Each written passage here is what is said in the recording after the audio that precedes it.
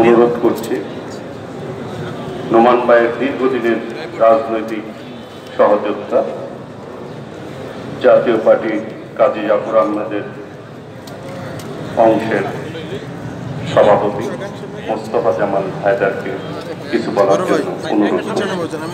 ছোট লোকটার সামনে দাঁড়াই না, এই লোকটার সামনে পিছনে দাঁড়াই।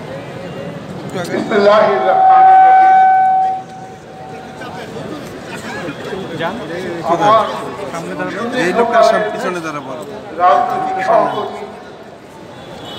জননেতা জনাব আব্দুল্লাহ আল নোমানের আরে ভাই সামনে বহুত দাঁড়াইছে। 1962 সালে যখন ঢাকা বিশ্ববিদ্যালয়ে এসে আমি সেই দিন থেকে শুরু করে নোমান আমার সঙ্গে ছিল অত্যন্ত ঘনিষ্ঠ। রিপোর্টারদের কখনো এখানে সামনে দাঁড়ায় চেহারা দেখা ইয়ে নিতে হয়,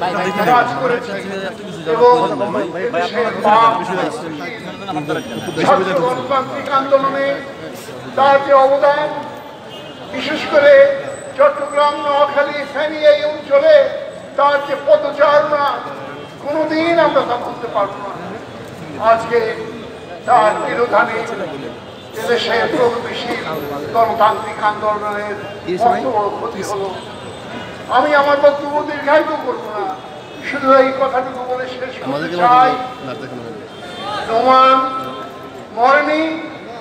তার আত্মা, তার আদর্শ, তার দিক নির্দেশনা এদেশের ছাত্র যুব সমাজকে যুগ যুগ ধরে প্রেরণা যোগাবে।